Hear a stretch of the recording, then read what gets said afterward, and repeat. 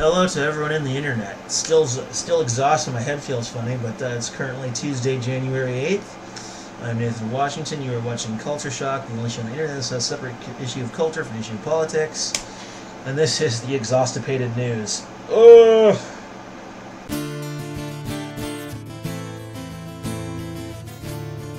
Alright, folks, I hope I can keep it together for you here. Oof. I did not sleep well last night. I feel like shit.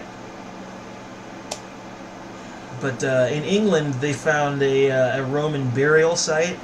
That's pretty dang unusual, actually. Pretty much all the bodies were beheaded post-mortem.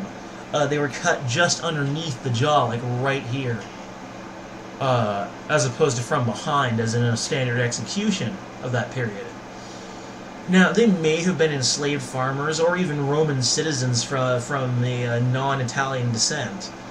And they were therefore probably brought to the strange burial ritual from their homelands originally. Now, here's an interesting fact.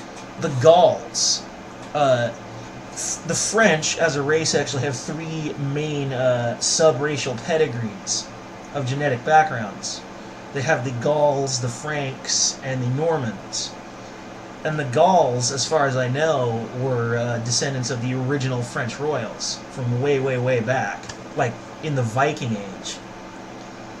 And the Gauls were known to practice rituals not totally unlike what they found in these graves in England. So there's a strong possibility that these folks could have been enslaved Gauls, or even Gaulish Roman citizens that were captured and enslaved to make farm, or decided to jump ship and join the Roman Empire, which many did, because it was sort of the, hedge your bets with the winning side, so to speak. Which is funny when you consider the fact that the French have always had an attitude about that, saying it was cowardly, that sort of thing. But it could be true, and I mean, the ritual would be consistent with the Gaulish tradition. The Franks did it as well, although in a somewhat different fashion, and usually in larger numbers. The Normans are a more recent group, and they're at least part English, so they wouldn't have had any part in that nonsense. But yeah, I mean, Gaulish pagans would have done that sort of thing. So that's probably what it is. I would say is probably the most likely scenario. Just maybe the ritual is done in a slightly different way than was done traditionally. But even so, most historians don't even know about that. That's only from, obscure sources. Because I like to jump down rabbit holes all day long. That's what I do. I'm a rabbit hole jumper. So, everything from Betty to Barney Hill to the Illuminati, Nazis on the moon, Nazis under the Arctic ice, just trying to figure out how the hell people even believe in this crap. Sometimes I really do wonder. I mean, I kind of believe in Betty and Barney Hill. I want to think that reticulans are a thing. I believe that there's a good chance that the reticulans are real. However, I don't think that they really give a damn about humans much. I think that we're just sort of a curiosity to them. But anyway, going way off on a tangent here. But it's like we're in an alien ant farm, probably. It's probably something like that, where we were just a curiosity to them, and they really don't care. But bottom line is, I think that my conclusion being that they were probably just Gaulish slaves and/or Gauls who left the French side to join the Roman citizens, and just brought their burial ritual from their homeland. Anyway. Philippe Barbarin is a French cardinal who has been caught covering up sexual abuse by his colleagues. Oy! Now, the justification for why, the Church of Satan and the Temple of Satan and Satanists in general see the Catholic Church as one of the evilest organizations of all time. Yeah, they're kind of right, because the recent rash of just like literally one Catholic figure after another with proven sound judicial convictions, one after another. There's no doubt that this shit's been going on. And you gotta wonder, why is this happening? Is it just because they're Christian? Is it just because they're Catholic? Or is it something more? What do high-ranking Catholics all have in common? A vow of celibacy. And what do psychologists say what happens when a person suppresses or ignores their sexual desires? They either become sexually frustrated or sexually repressed, neither of which is mentally healthy. And in this case, I think they become sexually frustrated and they just grab the first thing they see and, well, there you go. And so that Catholic vow of celibacy is probably at the root of the cause, I guarantee you. So they're probably all sexually frustrated and just being very good at hiding their stress from it. But let's get down to the nitty-gritty here. The Pope is basically a cult leader. The Catholic Church is a cult, and he's making a meeting next month for the other cult leaders, bishops, to meet and discuss long-term solutions to the sexual abuse of children within the church. And it's absolutely a cult. Christianity in general can have very cult-like behaviors and traits as it is. And there's no greater case for that in the Catholic Church. So I'm kind of on the side with the Satanists, although I myself am sort of more of a pagan-leaning person in terms of my cultural and spiritual values. I tend to lean towards the Viking Nine Noble Virtues as sort of my personal values. I like those a lot. And I genuinely desire them in my life. I don't know if I actually have any theistic belief of any kind or not, if I'm being perfectly honest. But how it seems in all of this is that Francis only seems to really care about his reputation as Pope, in stark contrast to his statements regarding pedophilia, which as follows: the abuse of minors is one of the vilest and most heinous crimes conceivable. Such abuse inexorably sweeps away the best of what human life holds out for innocent children and causes irreparable and lifelong damage. Boy, does that Pope know how to speak. Let me tell you, he sounds like a swell guy on the outside, but on the inside, it seems like all he cares about is his reputation as Pope. It's been made pretty clear by his actions, because actions speak louder than words. All he really cares about is how his time in the papacy is going to be seen. As with any politician, let's call him what he is, he's a politician. All he cares about is how he'll be remembered, and how he's allowed to use his power. As usual. But the Bishops' Summit was meant to be a further step in the Church's efforts to shed full light on the facts, and to alleviate the wounds caused by such crimes. Yeah, good luck. You cannot alleviate wounds like these. That's just not possible. And in closing, Pierre Daru, the former assistant of the Archbishop, calling the recent convictions a witch hunt. And I'm like, really, a witch hunt, huh? Dude, until you've seen the facts on the Mueller probe, you do not know what a witch hunt even fucking is. Alright? All these convictions against high-ranking Catholics, rock solid. There is no questioning within a reasonable doubt a single one of them. Whether you want to agree with it or realize it or not, they have been abusing children without question. Pierre Daru is an idiot, so no wonder he's no longer the assistant to the Archbishop. The guy's a jackass.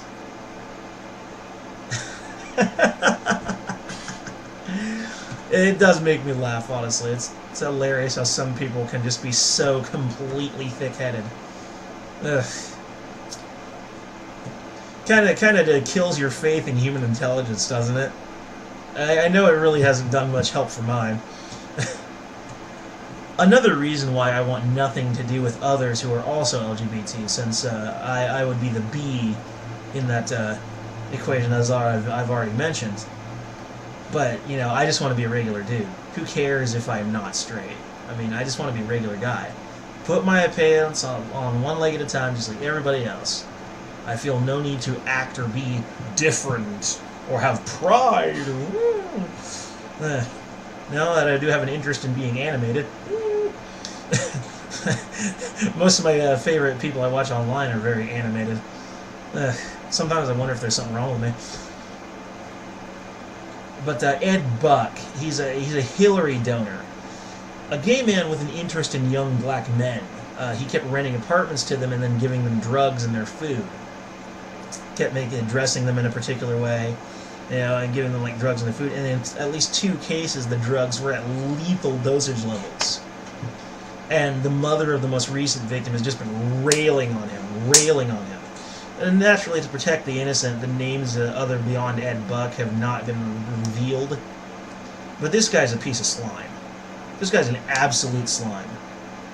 Why is it not possible for others like myself, at least a lot of them, to just have normal, healthy relationships with members of the same sex? Why is that so fucking hard? Because I've done it. I had perfectly normal, healthy relationships that just ended up not working out.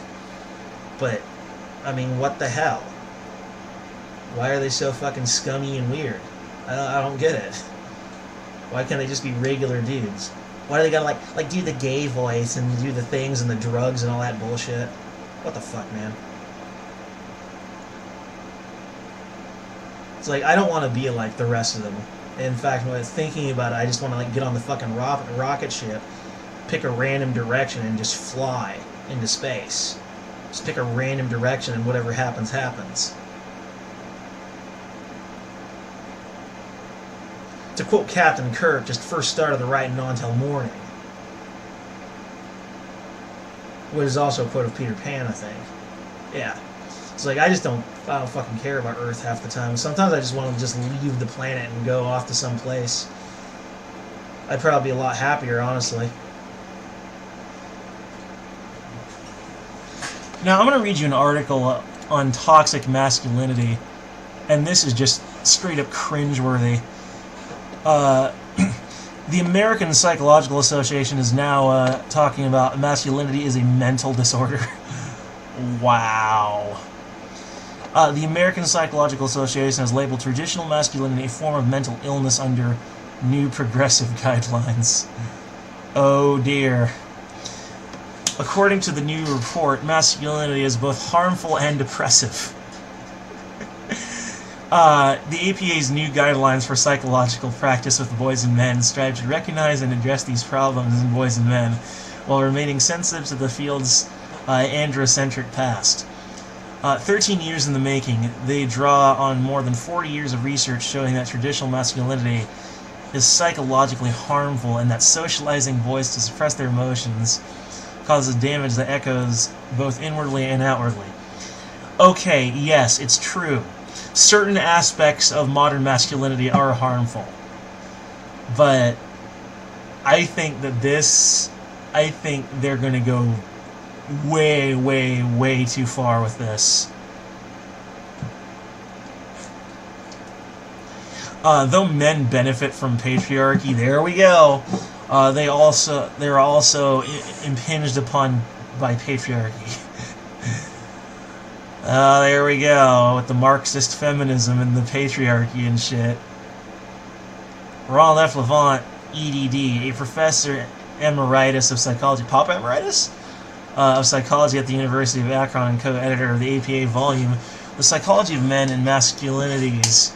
Levant was APA president in 2005 when the guideline drafting process began, and it was instrumental in securing funding and supported to get the process started. The GatewayPundit.com reports they go on to describe the needs of men. The main thrust of the subsequent research is that traditional masculinity, marked by stoicism, competitiveness, dominance, and aggression, is on the whole harmful. Stoicism is harmful, as is competitiveness. How very Marxist.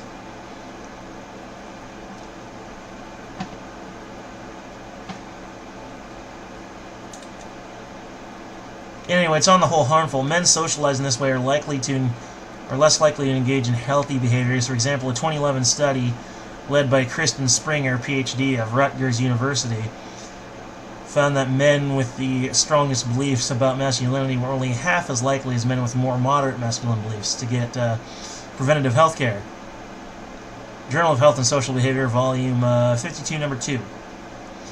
And in 2007, researchers led by James Mahalik, PhD of Boston College, found that the more men conformed to masculine norms, the more likely they were to consider as normal risky health behaviors such as heavy drinking, using tobacco, and avoiding vegetables, and to engage in these risky behaviors themselves.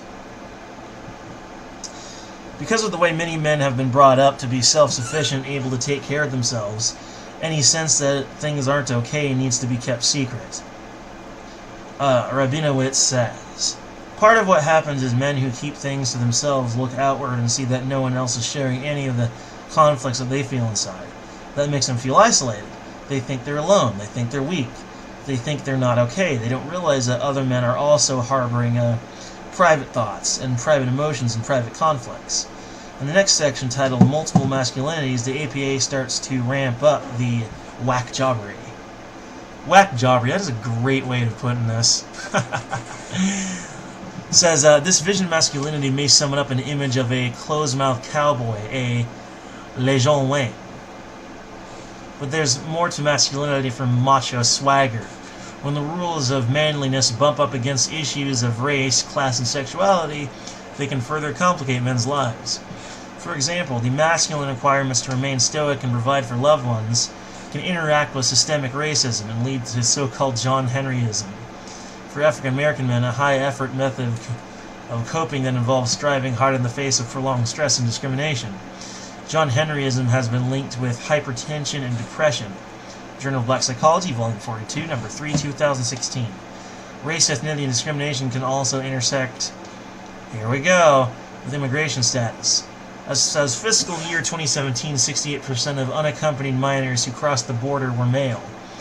U.S. Department of Health and Human Services 2018. Most of these children arrived from Central America and Mexico, fleeing gang violence. Journal on Immigration, Human and Security, Volume 3, Number 2, 2015, and additional psychological stressor. Already we've begun with the intersectionality, which if you're not truly familiar, don't listen to the alt-right, okay? They don't even know what it means. They just know it has to do with snowflakes. Intersectionality is this leftist ideology where this leftist theory of how basically different barriers to your livelihood,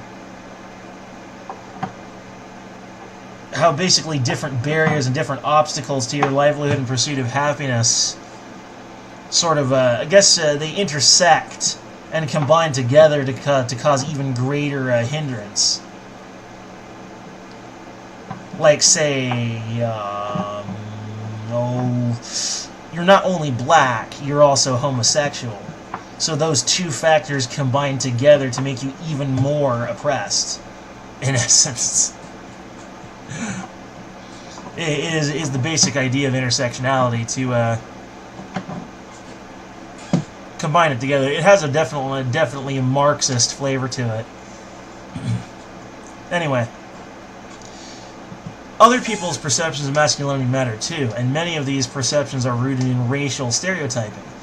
Weigel Wong, PhD, and colleagues have reported that at least among white college students, Asian American men are viewed as less manly than white or black American men. Psychology, Men and Masculinity, Volume 14, Number 4, 2013. Men and boys of color may also be viewed with suspicion by schools, law enforcement, and others, leading to harsher punishments compared with white men and boys, said Christopher Leong, PhD, a psychologist at Lehigh University in Pennsylvania who helped draft the guidelines.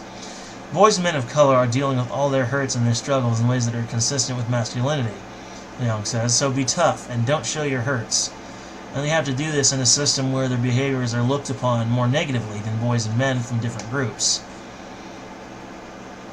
These dynamics play out in the prison system as well. As of 2014, black men made up 37% of the male state and federal prison population, and are more than 10 times likely to be incarcerated in a state of federal prison as white men. Hispanic men were also overrepresented, making up 22% of the prison population, despite making up only about 8% of the general U.S. population. U.S. Department of Justice, 2015.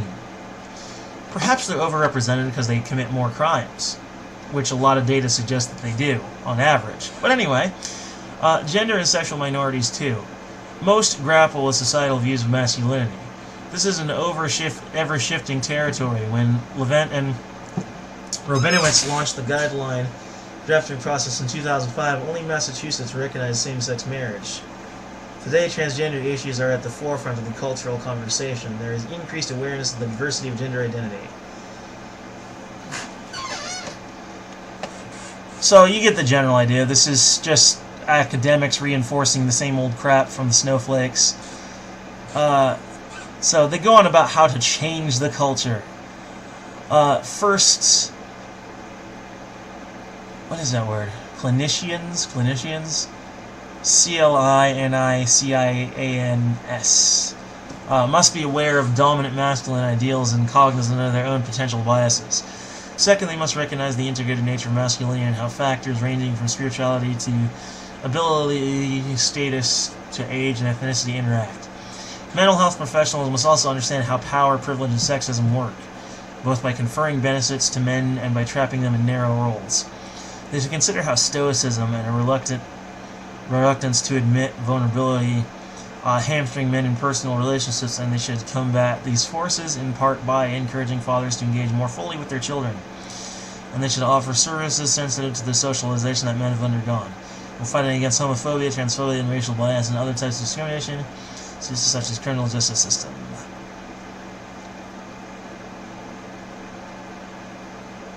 So, in conclusion, the snowflakes and the SJWs have all their bullshit down to an absolute science. And the funny thing is, again, don't listen to the alt-right on this, because they're snowflakes too. They're the anti-SJWs. But I think most of these snowflakes are genuinely compassionate, so long as you're not a Trump supporter or a conservative, or anywhere in the middle. Because it seems like anyone even remotely right of the aisle is is the oppressor. But they got this bullshit down to a science now, a complete and full ideology, which I do not support in any way. But you know what? To truly oppose it, you must know your enemy. And you have to understand, some of what they say is actually true. Some of what they say is genuinely true. There are aspects of modern masculinity that are truly harmful. Which by the by, modern masculinity began sometime in the Middle Ages, and it was actually a form of homoeroticism. Yeah, I could go into the full history on that, but now's not the time. I've rambled on enough today as it is. But bottom line is, the notion of toxic masculinity is based somewhat in reality, and that certain aspects of modern masculinity are genuinely harmful. It's like, if you have a problem, feel free to share it with others. I think it's necessary and good for men to function as the providers of the traditional nuclear family. And I think all families, even families with 2 moms or 2 dads, because I'm okay with that shit, but it needs to resemble, to some extent, the proper traditional nuclear family. One of the parents has to stay home to raise the kids, and one has to go and be the breadwinner. That is the perfect arrangement. That's just how you get shit done. If you got both parents working, or you got a dysfunctional, broken family, that's not good for kids. That's not good for kids at all. I mean, if you combine the liberal arts studies of families and the conservative studies of families, and you bring those two together, I think if you look at that somewhere in the middle, I think the reality will be reflected in that somewhere. That the liberal idea of family is harmful, is inherently harmful, but being too overly conservative is also equally harmful in its own way. And modern masculinity needs to come under revision. Men need to be men, but it needs to come under great revision. And this whole this alpha male, proud boy type ideology, it's just the new jocks versus nerds. Okay, it really is. It is just the new jocks versus nerds. There are no alphas, there are no betas. Right? Because some guys are just more intellectual, more nerdy. Right? They don't necessarily want to be all that assertive. They just want to, live their career in academics, or they want to be a psychologist or whatever. I'm just saying that, that I think masculinity should just be a matter of human nature. Men, just do what comes natural. Don't fall onto a particular set of values or ideology. Just do what comes natural. Your true male nature will show itself. I personally find myself often clinging to more Victorian ideas myself. Being the gentleman, which was informed largely by truly male masculine instincts, just additionally reinforced with some strong moral ideas. But I think a lot of guys should just fall back on their more appropriate male instincts. So some of you will obviously be criticizing me by saying, "Oh, that'll just increase rape, or they'll start to harass and misbehave more." Will they really? Or is that shit just a construct? Is that just propaganda? Could it be that those men act that way because they feel they're supposed to? Because it's masculine.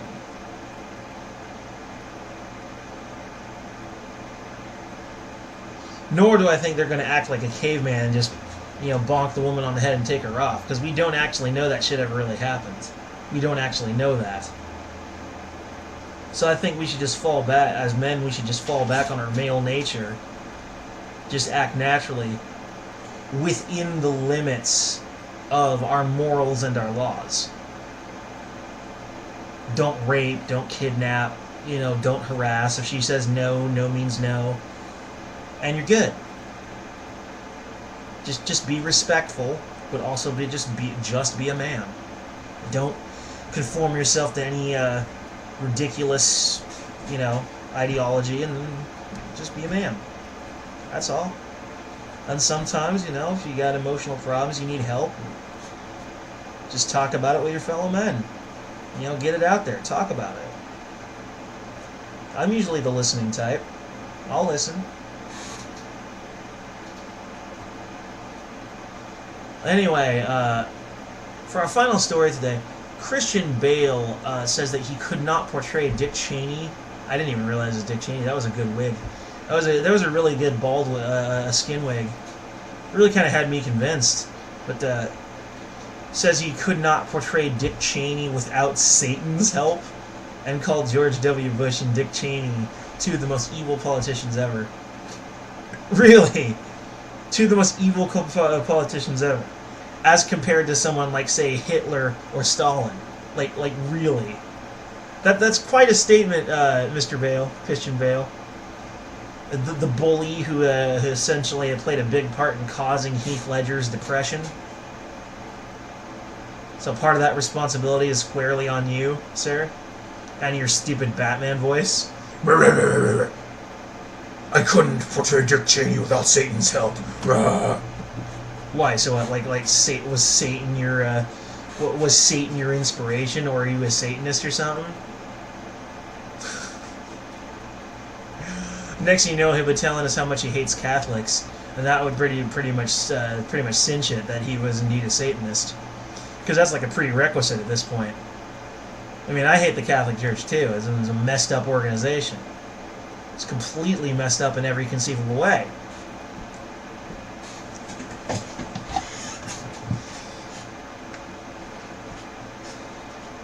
but two of the most evil politicians ever. That's quite a statement, Mr. Bale. That's quite a statement indeed. I could easily think of someone more evil than Dick Cheney, and I wouldn't have to look that hard. I would look at Hillary Clinton. Okay, no. Hillary and Dick Cheney would probably be about equally evil on both sides. George W. Bush, well, he had a lot of social and mental issues. If the statement is true that the road to hell is paved with bad intentions, then the paver was George W. Bush. Because he had good intentions, but he used them to pave the road to hell. He was manipulated by members of his own cabinet in an almost Reagan-esque style manipulation, which is funny considering Ronald Reagan was George W. Bush's hero. Anyway, whatever, Christian Bale. Anyway, that's it for Culture Shock today, folks. I'm out.